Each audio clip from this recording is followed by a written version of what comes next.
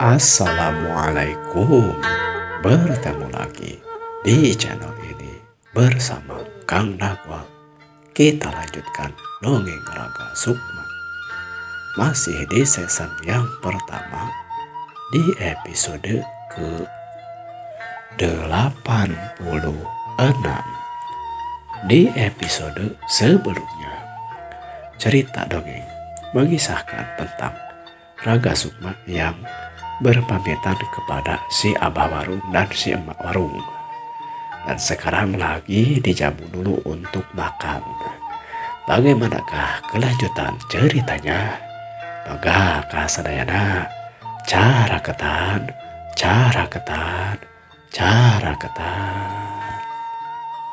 Selanjutnya, Raga Sukma dan juga Mang Sanca memakan yang disuguhkan oleh Mbah dan Emak Warung. Di saat itu, singkat cerita, makan pun telah selesai. Kemudian Raga Sukma meminta izin untuk melaksanakan apa yang barusan dia sampaikan kepada si Mbah dan si Emak Warung. Sedangkan si Lutung, hewan peliharaan Raga Sukma, hewan monyet itu, kerak ya, diminta untuk akan dibawa oleh Raga Sukma karena memang Raga Sukma sangat menyayangi hewan peliharaannya tersebut. Dengan berat hati, si Abah dengan Emak Warung mengizinkan Raga Sukma dan terus-terusan mengamanatkan kepada Raga Sukma untuk sering-sering mampir ke rumahnya si Abah dan si Emak Warung. Raga Sukma tentu saja mengiyakan permintaan si Abah dan si Emak Warung di saat itu. Di perjalanan, mereka mampir ke rumahnya Mbah Jala yang terlihat dari kejauhan pun Mbah Jala berada di teras di depan rumahnya. Ketika mereka datang, langsung saja Mbah Jala menyilahkan mereka berdua untuk singgah dan duduk di rumahnya. Kemudian di saat itu Mbah Jala ataupun Ki Jaladri menyampaikan kepada Mang Sanca bahwa Raden Tirta meminta dia dan juga Mang Sanca termasuk Raga Sukma untuk segera sampai atau menuju ke kampung Bojong Salak. Waduh, berarti Raden Tirta sudah ada di kampung Bojong Salak ya, Mbah? Iya, dari tadi pagi Mang Kucai menyampaikan kepada saya bahwa katanya sudah menunggu di sana. Supaya tidak terlalu lama, mari kita pergi ke sana. Ya udah, kalau begitu Mbah, mangga. Kemudian mereka pun pergi menuju kampung Bojong Salak. Di perjalanan, ketika di Bukit Kucubung terlihat Mang Kucai dan juga Mbah Kucubung pun sepertinya akan menuju ke kampung Bojong Salak. Selanjutnya mereka sekitar 5 atau 6 orang. Siapa ya? Raga Sukma, Mang Sanca, Ki Jaladri, Mang Kucubung dan Mang Kucai. 5 orang berjalan menuju kampung Bojong Salak teh. Dalam bahasa Sunda, ngalet-ngalet ngabandalet, ngembat-ngembat nyatang pinang. Mengibaratkan orang yang berduyun-duyun, orang yang berbaris, berjalan beriringan di satu jalan setapak menuju perkampungan ke arah gunung dan hutan yang memang masih asri di waktu itu. Singkat cerita, sampailah mereka ke kampung Bojong Salak. Kemudian ketika berada di batas kampung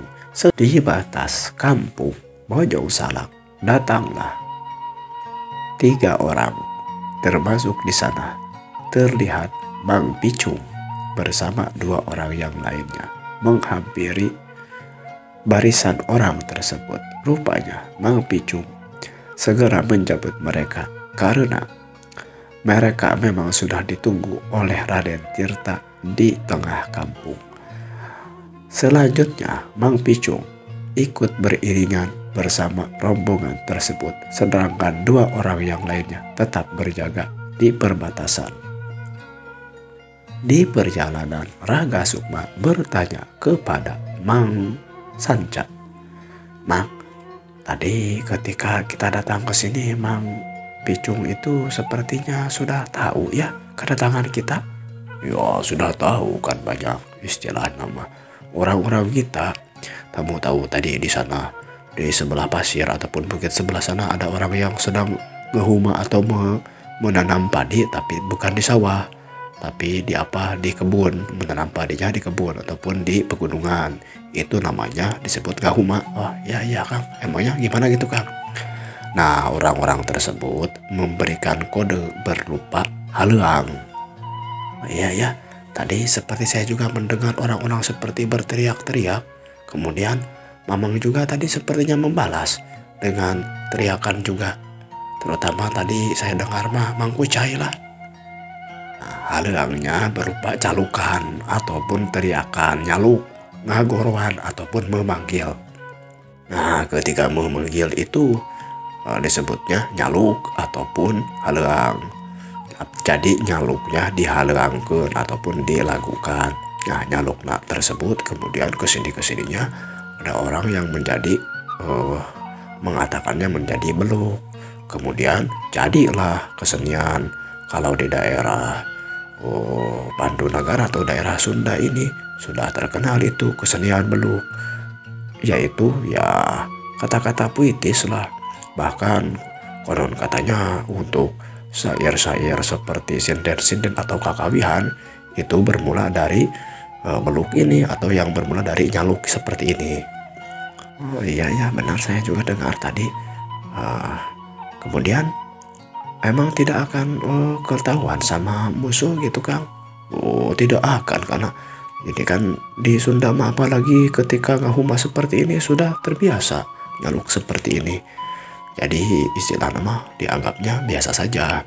Tapi walaupun demikian, ketika ada orang asing pun justru akan tahu. Nah, dengan kode juga sama seperti itu, dengan nyaluk itu. Tapi kadang-kadang juga menggunakan, kalau memang dalam keadaan-keadaan tertentu tidak menggunakan isyarat seperti nyaluk ini atau ngabeluk ini, tapi menggunakan ya misalnya dengan hewan, misalnya merpati, ataupun orangnya langsung pergi dengan berjalan atau berlari menuju tanda pasukan ataupun kawanan yang lain gitu. Juga ya tidak heran ya kalau Mang Picung bisa tahu. Tapi ini mah kita manfaatkan dari kebiasaan orang-orang ya di sekitar sini yang menggunakan istilah nama osok nyaluk kepada rekan-rekannya yang lain ketika ngehuma. Kalau dulu mah bukan untuk kegiatan seperti ini, untuk rahasia ya boleh dibilang tentara demit seperti kita. Tentara demit seperti kita yang penuh rahasia. Kalau dulu mah itu memang untuk ya saling berkomunikasi saja. Kamu tahu kan dari tempat huma satu ke tempat yang lainnya itu jauh-jauh. Nah, bagaimana mereka bertanya kabar? Misalnya, kunaon euy, misalnya lagi apa?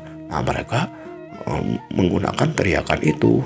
Tapi supaya lebih ada unsur-unsur seninya, karena memang istilah nama suku kita itu semuanya jadi seni. Maksudnya gimana Kang? Iya, kan gerakan-gerakan satu kemudian diadaptasi atau ditiru jadi seni pencak silat. Pencak silat kemudian diajarkan kepada perempuan teknik-tekniknya. Disebut nantinya ada yang menjadi tepak tilu dan lain sebagainya. Yang kemudian selanjutnya menjadi tari jaipongan. Itu dari unsur-unsurnya dari gerakan-gerakan biasa-biasa saja. Ada bahkan istilah nama cara mencangkul pun bisa menjadi gerakan silat, bisa menjadi gerakan jaipongan. Karena memang masyarakat di Sunda mah masyarakatnya masyarakat penuh seni. Ya bukan berarti daerah-daerah lain juga tidak unsur seninya kurang, tapi ya kita mah istilah nama kalau tidak bahasa kasarnya mulai budaya sendiri mah dijaganya oleh siapa lagi kalau bukan oleh kita-kitanya, anak-anak mudanya, orang-orang Sundanya. Dan juga berarti orang-orang daerah di seluruh Nusantara ini juga sama ya. Kesenian-kesenian mereka pun harus mereka lestarikan ya. Iya tuh, karena tidak ada bangsa lain, tidak akan ada suku lain yang akan melestarikan budaya mereka masing-masing kecuali orang-orangnya tersebut. Orang dari sukunya, keturunan-keturunannya, anak mudanya dari suku-suku tersebut. Nah, namun ketika kita bangga terhadap suku kita, bangsa kita, kita pun, seperti kita menghormati diri kita. Orang lain pun pengen menghormati diri kita. Nah, kita pun harus menghormati budaya, kesenian, kebiasaan orang lain. Kalau dalam bahasa Indonesia mah itu pepatahnya mengatakan di mana bumi dipijak, di situ langit dijunjung. Kalau dalam bahasa Sunda mah harus pinah cai, pinah tampian, sing bisa lolonokan. Artinya kita membiasakan diri sesuai dengan tempat kita tinggal. Di balik itu kita mempertahankan budaya kita, tapi juga menghormati budaya orang lain. Kalau istilah Kang Jalandri mah katanya bisa mancala putra, mancala putri lah gitu. Ya Kang, ya Kang. Ya sudah, sekarang mah kita berjalan aja. Kalau ngobrol sambil berjalan menjadi capek, walaupun sebenarnya jadi tidak terasa juga. Ya udah tuh Kang, mau sambil ngobrol mau sambil diam saja. Karena sekarang mah sudah hampir dekat, pengen cepat sampai juga. Lalu kita lebih cepat lagi ya perjalanannya. Tuh orang lain juga makin cepat kayaknya berjalannya, hampir seperti berlari. Saya kira ini ada sesuatu yang penting. Kombo itu Kang Picung mah memimpinnya, mengajak Kang Jalandri seperti meminta untuk lebih cepat berjalannya. Kita pun harus cepat-cepat berjalannya. Ya Kang, yuk. Memang benar yang disampaikan oleh Mang Sancak. Karena dari rombongan tersebut mereka berdua lah yang berada di barisan paling belakang. Dan memang sambil ngobrol dan berjalannya pun tidak seperti yang lainnya. Menyadari hal tersebut, Raga Sukma dan juga Mang Sanca pun mempercepat langkah kakinya untuk dapat menyusul rekan-rekan yang lain yang memang sudah berada di depan dan agak jauh. Singkat cerita, sampailah mereka ke balai desa. Di sana sudah memang terlihat banyak sekali orang berkumpul di tempat itu. Walaupun kerumunan orang bukan berarti banyak seperti pada saat ini. Hanya saja wajar di kampung yang masih terpencil dan di pinggir sebuah hutan dan gunung. Di kaki gunung boleh dibilang ada sekitar belasan orang berkumpul di balai desa tempat kemarin Jaka Suma akan menemui Jaka Suma. Raga Sukma akan menemui Jaka Suma. Melihat kedatangan kelompoknya Kang Jalandri dan melihat juga melihat juga Mang Sanca dan orang-orang yang lainnya. Kemudian yang lainnya pun duduk di sekitaran balai desa tersebut di tempat yang mereka anggap nyaman. Setelah beberapa saat kemudian, Raga Sukma dan Mang Sanca duduk di teras di depan balai desa tersebut bersama warga-warga yang lainnya. Tidak berapa lama kemudian, Jaka Suma berpidato ataupun biantara berkata memulai acara pada waktu tersebut. Kanca-kanca hadirin, terima kasih sudah bisa hadir pada pertemuan kali ini. Ada sesuatu yang kita anggap sebagai langkah baru dengan niatan kita awal mula kita memang berada di sini. Sebermula tidak saya sampaikan secara langsung karena memang masih ada orang yang perlu ditunggu, terutama Mang Sanca, Mang Picung, dan juga Ki Jaladri yang kita tahu adalah sebagai juga di antara orang-orang yang menjadi pimpinan pada kelompok kita ini. Singkatnya, kampung ini harus segera kita tinggalkan, kecuali mungkin memang penduduk asli. Nah, ini akan saya amanahkan kepada tua kampung yang asli untuk kembali bisa memimpin kampung ini. Ya, kampung ini mah tidak terlalu banyak orangnya.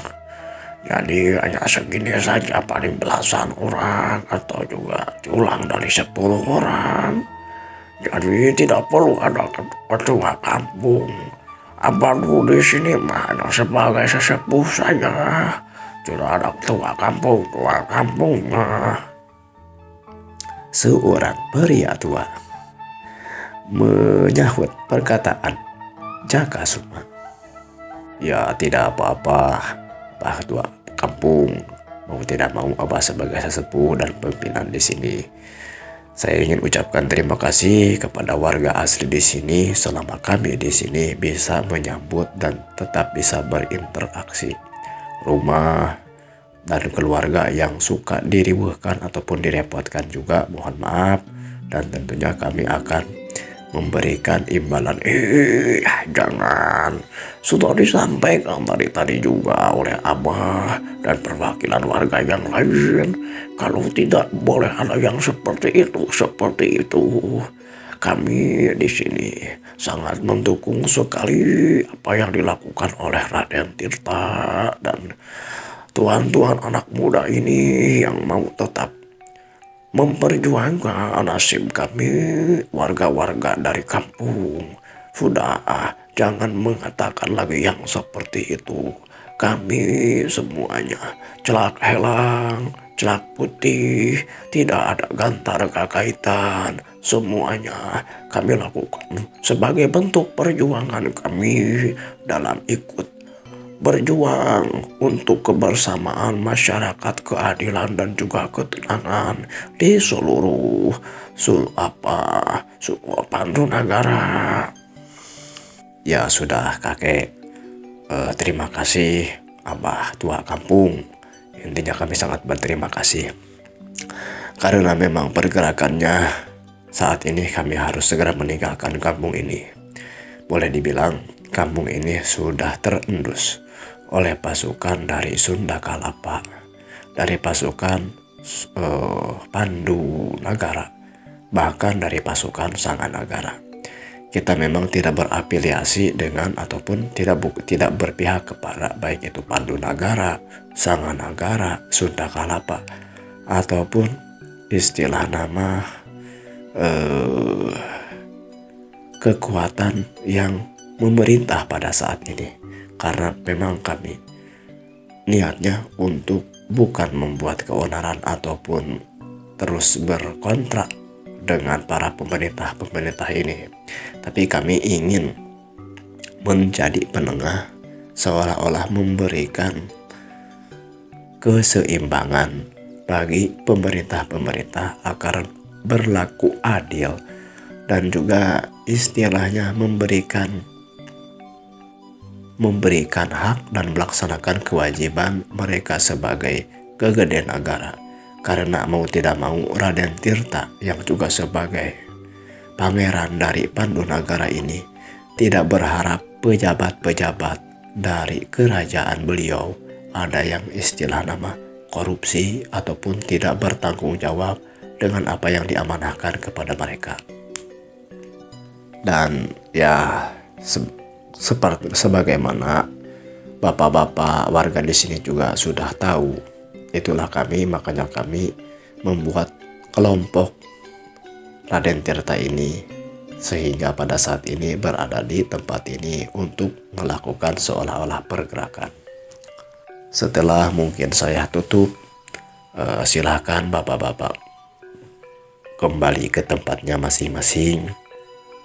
Dan untuk para pasukan yang memang istilah menjadi pasukan inti, kita segera akan berpindah tempat ke tempat yang memang lebih memungkinkan untuk kita melakukan pergerakan. Gembungan sudah selesai, jadi silakan kembali ke tempatnya masing-masing. Setelah mendengar itu, sebagian dari orang-orang itu sekitar belasan orang bubar dan kembali untuk melaksanakan kegiatannya masing-masing. Sedangkan sekitar 7 ataupun 10 orang masih berada di balai desa tersebut. Raga Sukma dan juga Mang Sanca kemudian disilakan untuk masuk ke dalam balai desa untuk ikut berkumpul bersama anggota-anggota yang lainnya.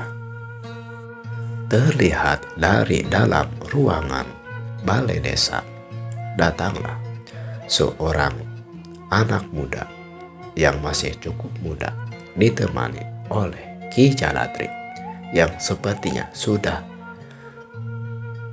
berganti pakaian dan tidak terlihat seperti abah-abah atau mbah-mbah, tapi seperti seorang orang tua yang tidak terlalu tua, sekitar usia 50-an tahun. Dan juga Mang Picung keluar dari dalam balai desa menuju teras balai desa dan berkumpul bersama yang lainnya. Kemudian Jaka Suma berkata, "Selamat datang Raden Tirta." Itu tuh yang disebut Raga Sukma. Mungkin nanti akan kalau ada ingin diobrolkan secara pribadi bisa dipanggil langsung. Sekarang kita fokuskan dulu ke rencana yang akan memang kita laksanakan. Ya, terima kasih Kang. Terima kasih semua rekan-rekan saya yang ada di sini. Kita selama hampir 5 ataupun 6 bulan berada di sini menyusun kekuatan dan memang membantu banyak pergerakan yang saya lakukan. Tugas saya sebagai adipati ataupun penjaga keamanan di Sunda Kalapa ini sangat terbantu sekali dengan pergerakan kita. Namun pergerakan yang kita lakukan mau tidak mau tetap saja diketahui oleh bukan pihak musuh, tapi orang yang mungkin menyangka kita sebagai pihak musuh. Karena memang kita seolah-olah pasukan kita ini pasukan yang tidak resmi. Kita tidak terdaftar sebagai pasukannya Pandu Nagara, Sanga Nagara, ataupun istilah nama di Kadipaten Sunda Kalapa ini. Namun demikian, kita akan mengalihkan pusat kekuatan kita di Gunung Luhur ataupun ke Giri Luhur.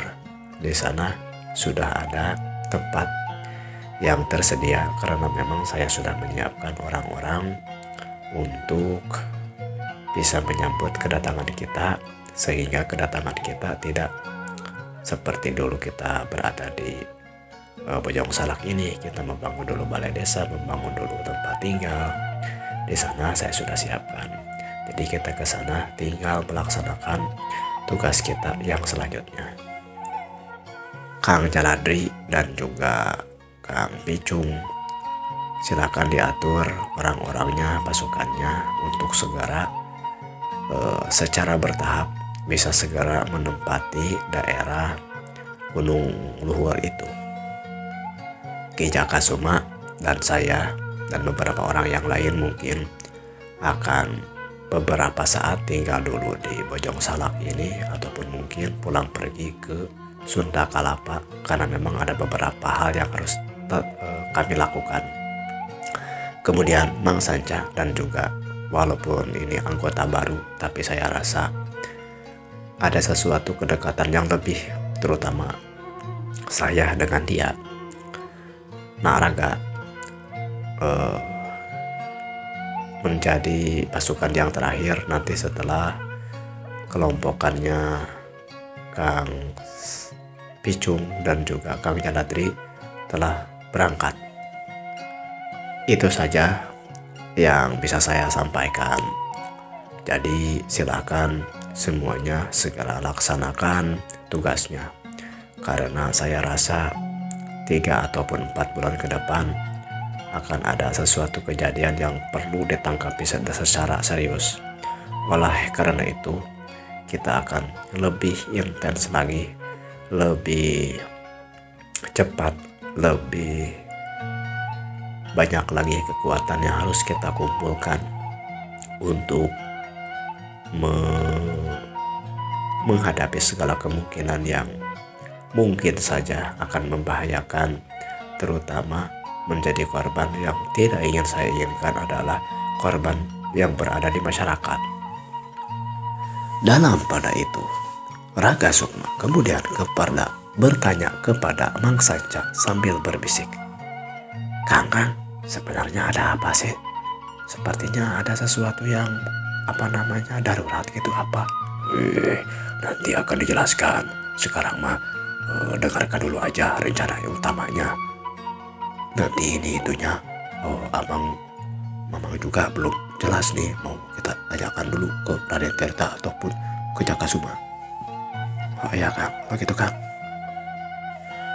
Kemudian terdengar Raden Tirta berkata lagi, demikianlah yang perlu saya sampaikan. Jadi segera laksanakan sebagaimana tugas dan keadaan yang tadi saya katakan. Beberapa saat kemudian, Mang Picung dan beberapa orang pasukannya ataupun memang kelompokan Mang Picung kemudian meninggalkan tempat tersebut setelah meminta izin ataupun berpamitan kepada Raden Tirta dan juga Jakasuma. Terlihat Mang Picung pun melirik kepada Mang Sanca dan juga Raga Sukma dengan isyarat bahwa dia pun berpamitan kepada mereka berdua. Begitu pula pasukan dan juga Kang Jaladri yang selanjutnya pergi meninggalkan kampung Bojong Salak tersebut. Tinggallah kini Jakasuma, Raden Tirta, Mang Sanca dan juga Raga Sukma. Jadi ini ya Kang ya yang disebut Raga Sukma.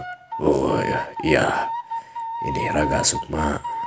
Kalau begitu mari kita ke dalam Kang. Oh iya, mendingan kita ngobrol aja di dalam saja supaya lebih bisa tenang lah. Mang Sanca sementara tetap di sini ya, istilah nama boleh dibilang sambil jaga-jaga. Mang Sanca bisa mengerti kan? Oh iya mangga. Ayo Raga kita ke dalam. Ya Kang, mangga. Ketika di dalam balai desa, langsung saja Raden Tirta dengan tidak berbasa-basi lagi langsung berkata kepada Raga Sukma, sebenarnya saya tidak mudah percaya kepada seseorang, tapi ketika disampaikan bahwa kamu membawa apa yang disebut dengan pusaka sayap Garuda, saya rasa kamu sudah otomatis menjadi bagian dari kami.